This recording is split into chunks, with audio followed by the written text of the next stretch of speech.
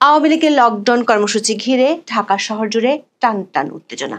রাজধানীর সবখানে কড়া নিরাপত্তা, রাস্তায় রাস্তায় চেকপয়েন্ট, আবাসিক হোটেল সহ বিভিন্ন জায়গায় চলছে তল্লাশি। সবশেষ 13ই নভেম্বর সুপ্রিম কোর্ট এলাকায় নিরাপত্তার জন্য সেনাবাহিনী চেয়েছে আদালত। আবার বছর খানেক আগেই আওয়ামী লীগ চ্যাপ্টার ক্লোজড ঘোষণা দেওয়া সরকারের মিত্ররা আওয়ামী লীগ ঠেকানোর মহড়া দিচ্ছেন রাস্তায় রাস্তায়। সরকারের পক্ষ থেকে নগরবাসীকে দেয়া হচ্ছে আশ্বাস, তবে বিভিন্ন পদক্ষেপে দেখা যাচ্ছে দিশেহারার চিত্র। আইন শৃঙ্খলা রক্ষাকারী বাহিনীর হাজার হাজার সদস্য মোতায়েনের মাধ্যমে নেওয়া হয়েছে যুদ্ধ প্রস্তুতি, তবে এর মধ্যেও নগরে দেখা যাচ্ছে অস্থিরতা। লকডাউনের একদিন আগেই ঢাকার রাস্তা ছিল অনেকটাই ফাঁকা। আওয়ামী লীগের কর্মসূচির দিনে অনলাইনে ক্লাসের সিদ্ধান্ত নিয়েছে শহরের বহু স্কুল কলেজ। বেসরকারি বিভিন্ন ইউনিভার্সিটিও একই সিদ্ধান্ত নিলেও সরকারের চাপে সরে এসেছে কয়েকটি। অনেকে নিচ্ছেন কৌশলগত অবস্থান। প্রতিষ্ঠান খোলা রাখলেও বন্ধ থাকবে বিশ্ববিদ্যালয়ের বাস। রাজধানীর অনেক কর্পোরেট প্রতিষ্ঠানও ওয়ার্ক ফ্রম হোমের সিদ্ধান্ত নিয়েছে। লকডাউন ঠেকাতে সরকারের ব্যাপক চেষ্টার মধ্যেও নগরে দেখা যাচ্ছে কর্মসূচির প্রভাব। বৃহস্পতিবার বাস্তবে লকডাউন কর্মসূচি কতটা সফল হলো বা হলো না সে প্রশ্নকে ছাপিয়ে ইতিমধ্যে সাবেক শাসক দল সরকারিভাবে নিষিদ্ধ হলেও নিজেদের অস্তিত্ব প্রমাণ করে দিতে পেরেছে, এমনটা মনে করছেন অনেকেই। প্রশাসন এতটাই চিন্তায় পড়েছে যে তারা মানুষকে আস্থা ভরসা জোগাতে পাল্টা প্রচারে নেমেছে। বিস্তারিত জানতে চলুন যাওয়া যাক বিশ্লেষণে।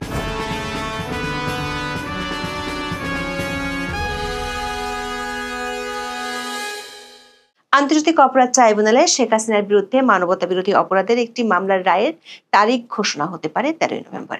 এই ঘোষণার দিনটিকে কেন্দ্র করে কার্যক্রম নিষিদ্ধ থাকা আওয়ামী লীগ ও এর সহযোগী সংগঠনগুলো 4 দিনের কর্মসূচি দিয়েছে। সবশেষ দিন মানে 13ই নভেম্বর দলটি ঢাকা লকডাউন কর্মসূচির ঘোষণা দিয়েছে। অনলাইনে প্রায় 2 সপ্তাহ ধরে কর্মসূচির পক্ষে তারা ব্যাপক প্রচার চালাচ্ছে। কয়েকদিন ধরে ঢাকা সহ দেশের বিভিন্ন জেলায় বেড়েছে ঝটিকা মিছিল। এরই মধ্যে রাজধানীর বেশ কয়েকটি স্পটে গত কয়েকদিনে ককটেল বিস্ফোরণের ঘটনা ঘটে। আগুন দেওয়া হয় কয়েকটি বাসে। ময়মনসিংহে বাসে আগুনে প্রাণ হারান একজন। এসব ঘটনার জন্য সরকার এবং তাদের মিত্ররা আওয়ামী লীগকে দায়ী করেছে। তবে আওয়ামী লীগের দাবি সরকার ঘনিষ্ঠরাই করছে এসব নাশকতা। এমন পরিস্থিতিতে জনমনের শঙ্কা বাড়ছে, আর আওয়ামী লীগ ঠেকাতে নজিরবিহীন নিরাপত্তা প্রস্তুতি নেওয়া হয়েছে সরকারের পক্ষ থেকে। কয়েকদিন ধরে রাজধানীতে ব্যাপক তল্লাশি চালাচ্ছে পুলিশ। অন্তর্বর্তী সরকারের সমর্থকেরা মাত্র 15 মাস আগে নাগরিকের মোবাইল ফোন চেকের বিরুদ্ধে সোচ্চার থাকলেও এখন সবাই নীরব। সংবাদ মাধ্যমের উপস্থিতিতে অবলীলায় বিভিন্ন স্পটে মোবাইল ঘেটে দেখছে পুলিশ। এ কাজে অংশ নিচ্ছে সরকার সমর্থকরাও। লকডাউন সফল করতে আওয়ামী লীগের ব্যাপক প্রচার, সরকারের উৎকণ্ঠা এবং রাস্তায় যুদ্ধ প্রস্তুতিতে সারা দেশে এখন একটাই প্রশ্ন, কি হতে যাচ্ছে 13ই নভেম্বর? গত 12ই মে থেকে সরকারের নির্বাহী আদেশে আওয়ামী লীগের সব ধরনের কার্যক্রম নিষিদ্ধ আছে। তা সত্ত্বেও দলটির নেতাকর্মীরা গত কয়েক মাসে ঝটিকা মিছিল করে আসছে। এর সাথে পাল্লা দিয়ে বেড়েছে সরকারের গ্রেপ্তার কার্যক্রম। আবার গত বছরের 5ই আগস্টের পর থেকে দলটির প্রথম ও দ্বিতীয় সারির বেশিরভাগ নেতাই হয় বিদেশে, না হয় ঘর ছাড়া।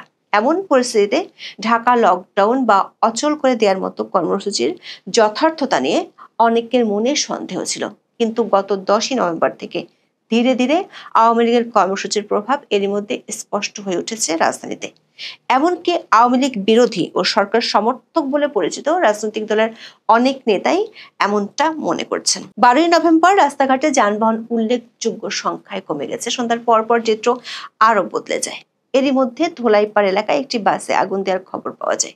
এর আগের রাতে হযরত শাহজালাল আন্তর্জাতিক বিমানবন্দরের প্রবেশ পথে ককটেল বিস্ফোরণে আহত হন আনসারের এক সদস্য। অথচ একদিন আগে সরকার দেশের সবগুলো বিমানবন্দরের নিরাপত্তা জোরদার করার নির্দেশ দিয়েছিল। গত কয়েকদিনে বেশ কয়েকটি বাসে আগুন দেওয়ার ঘটনা ঘটেছে। ঘন ঘন ককটেল বিস্ফোরণ হচ্ছে।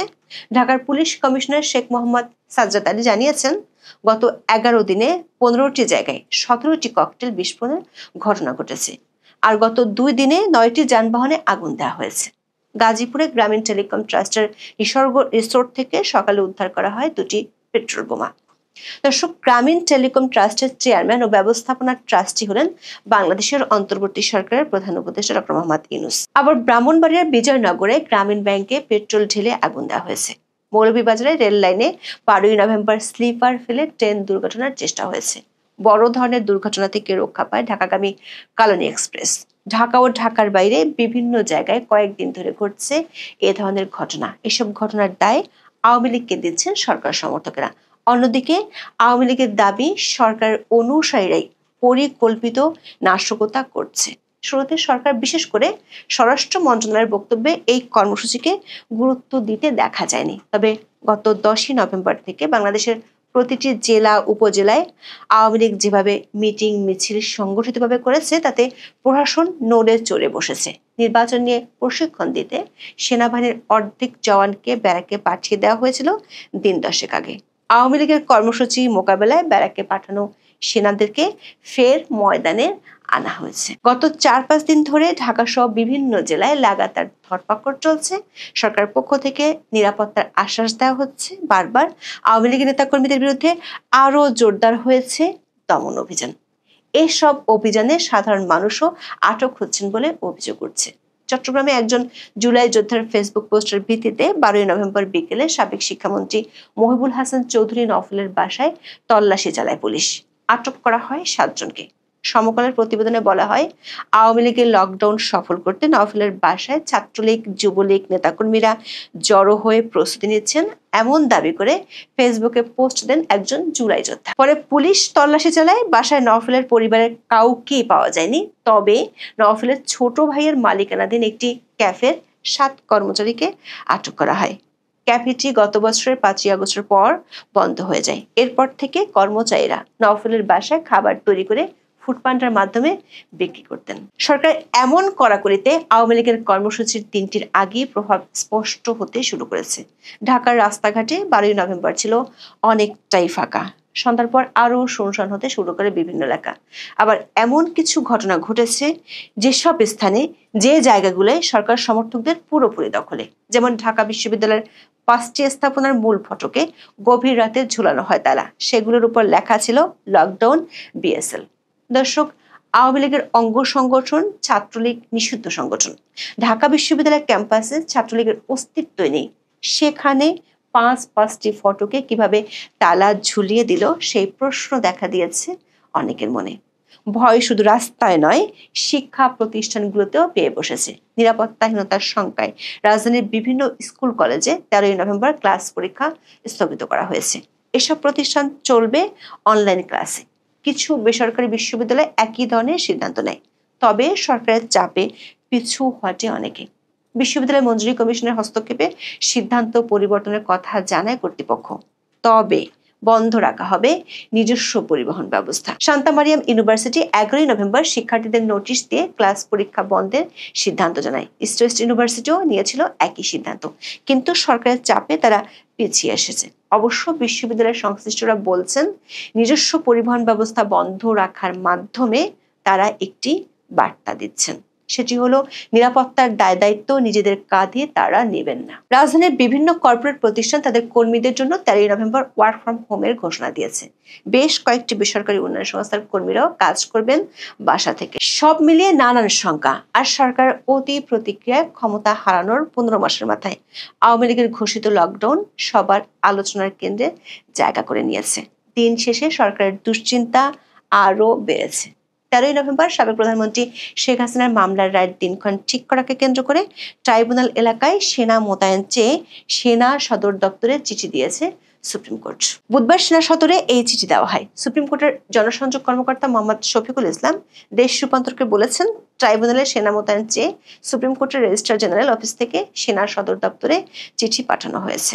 বিমানবন্দরের পাশাপাশি সকল রেলপথে নিরাপত্তা জোরদারের নির্দেশ দিয়েছে সরকার। স্বরাষ্ট্র মন্ত্রণালয় থেকে কাউকে সন্দেহ হলেই গ্রেপ্তারের নির্দেশ দেওয়া হয়েছে। এত নির্দেশনার পরও সরকার একদিকে যেমন জনমনের স্বস্তি আনতে পারছে না, তেমনি নিজেও টেনশন মুক্ত হতে পারছে না। উপায় না দেখে নিজের মিত্র দলগুলোকে মাঠে থাকারও অনুরোধ জানিয়েছে। একদিন আগে স্বরাষ্ট্র উপদেষ্টার সভাপতিত্বে আইন শৃঙ্খলা সংক্রান্ত উপদেষ্টা পরিষদ কমিটির বৈঠক হয়। সেখান থেকে আওয়ামী লীগকে প্রতিরোধ করতে বিএনপি, জামাত, এনসিপিকে মাঠে থাকার অনুরোধ জানানো হয়েছিল। কাউকে সন্দেহ হলে পুলিশের হাতে তুলে দেওয়ার আহ্বানও জানানো হয়। সরকারের ডাকে সাড়া দিয়ে মাঠে মহড়া দিতে শুরু করেছে মিত্ররা। কিংস পার্টি এনসিপির পক্ষ থেকে 12ই নভেম্বর সন্ধ্যায় বাংলা মোটর শাহবাগ এলাকায় মিছিল করা হয়। অন্যদিকে জামাত, ইসলামী আন্দোলন সহ 8টি ইসলামী দল 13ই নভেম্বর রাজপথে থাকার ঘোষণা দিয়েছে। তবে বিএনপির পক্ষ থেকে এখনো তেমন কোনো ঘোষণা আসেনি। দর্শক, প্রশ্ন হলো, যে দলটির কার্যক্রম নিষিদ্ধ, সরকার একাধিক ব্যক্তি এরই মধ্যে একাধিকবার যে দলটির অস্তিত্ব নেই বলে ঘোষণা দিয়েছেন, সেই দলটির অনলাইনে ঘোষণা করা কার্যক্রমে সরকার এমন অস্বস্তি আর উদ্বেগের মধ্যে পড়ে গেল কেন? গত নভেম্বর থেকে শেখ হাসিনা দিল্লি থেকে অনলাইনে দলীয় নেতাকর্মীদের উদ্দেশ্যে অডিও বার্তা দিতেন। তখন থেকে অধ্যাপক ইউনূস বিষয়টি নিয়ে আপত্তি জানিয়ে আসছেন। এমনকি ব্যাংককে ভারতের প্রধানমন্ত্রী নরেন্দ্র মোদীর সাথে বৈঠকে বিষয়টি অধ্যাপক ইউনূস তুলেছিলেন। গত কিছুদিন ধরে শেখ হাসিনার ইমেলে দেওয়া সাক্ষাৎকার পশ্চিমা ও ভারতীয় বেশ কিছু গণমাধ্যমে প্রকাশ হয়েছে। বিষয়টি নিয়ে সরকারের মধ্যে অস্বস্তি আরও বেড়েছে। বাংলাদেশের সরকারি সংবাদ সংস্থা বাসুস জানিয়েছে, সাবেক প্রধানমন্ত্রী শেখ হাসিনার এভাবে সাক্ষাৎকার দেওয়ার বিষয়টি নিয়ে বাংলাদেশের পররাষ্ট্র মন্ত্রণালয় আপত্তি জানিয়েছে। বুধবার ঢাকায় ভারতীয় উপ হাই কমিশনার পবন ভাদেকে পররাষ্ট্র মন্ত্রণালয় তলব করে বাংলাদেশের পক্ষ থেকে দক্ষিণ এশিয়া অনুবিভাগের মহাপরিচালক এই বার্তা দেন। ফলে বোঝাই যাচ্ছে, শেখ হাসিনা ও আওয়ামী লীগের কর্মকাণ্ড নিয়ে সরকার অস্বস্তি দিনকে দিন বাড়ছে। সরকারের সেই অস্বস্তি আরো বাড়াচ্ছে আন্তর্জাতিক মিত্ররা। এরই মধ্যে বেশ কিছু আন্তর্জাতিক সংগঠন আওয়ামী লীগের উপর নিষেধাজ্ঞা তুলে নেওয়ার জন্য সরকার উদ্দেশ্যে খোলা চিঠি দিয়েছে। ব্রিটিশ সাংসদরাও চিঠি দিয়েছেন। সবশেষ লন্ডনের হাউস অব কমন্সের সদস্য বব ব্ল্যাকম্যান 11ই নভেম্বর সকল দলকে নিয়ে অন্তর্ভুক্তিমূলক নির্বাচন চেয়ে বিবৃতি দিয়েছেন। এমন পরিস্থিতি সত্ত্বেও সরকারের মিত্ররা গত 15 মাসে আওয়ামী লীগকে অসংখ্যবার বিলুপ্ত ঘোষণা করেছে। কিংস পার্টির নেতাদের মুখ থেকে বারবার শোনা গেছে আওয়ামী লীগের চ্যাপ্টার ক্লোজ করার ঘোষণা।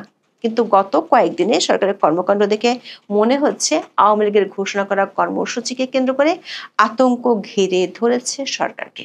ঢাকায় আইন শৃঙ্খলা বাহিনীর হাজার হাজার সদস্য দিনরাত একাকার করে দায়িত্ব পালন করছেন।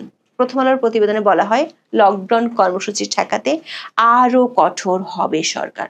ওয়াকিবহুল মহল মনে করছে, সাধারণ মানুষের মধ্যে এখন প্রশ্ন দেখা দিয়েছে, আওয়ামী লীগ তাদের গ্রহণযোগ্যতা কি পুনরুদ্ধার করে ফেলেছে? না হলে গত 16 মাসে দলটির প্রায় 50,000 নেতা কর্মীকে গ্রেপ্তার করা হয়েছে। প্রথম ও দ্বিতীয় সারির বহু নেতা ঘর ছাড়া। এমন পরিস্থিতিতে পড়া একটি দলের অনলাইনে ঘোষণা করা কর্মকাণ্ড নিয়ে সরকার এতটা ব্যতিব্যস্ত হয়ে উঠছে কেন? রাস্তায় পুলিশের কড়াকড়িতে মানুষের মধ্যে ভয় আরো বাড়ছে। অনেকে প্রশ্ন রাখছেন, সরকার ভয়েই কি প্রমাণ করে যে আওয়ামী লীগের কর্মসূচির অনেকটাই সফল হয়ে গেছে? অনেকে বলছেন, আওয়ামী লীগ চায় মানুষ যাতে বাইরে বের না হয়, ঘরে থাকে। এখন সরকার যদি এতটা কড়াকড়ি আরোপ করে, তাহলে মানুষের মনের মধ্যে তো সেই ভয় চলেই আসছে। 13ই নভেম্বর ঢাকা লকডাউনের কর্মসূচি নিয়ে সাধারণ মানুষের মধ্যেও আলোচনা এবং উৎকণ্ঠা দুই আছে। প্রশ্ন হলো, মানুষের মধ্যে এই ভয় কি 13ই নভেম্বর শেষ হবে, নাকি এর রেশ থেকে যাবে? এখন এ পর্যন্ত। সবাই ভালো থাকুন, সুস্থ থাকুন, নিরাপদে থাকুন।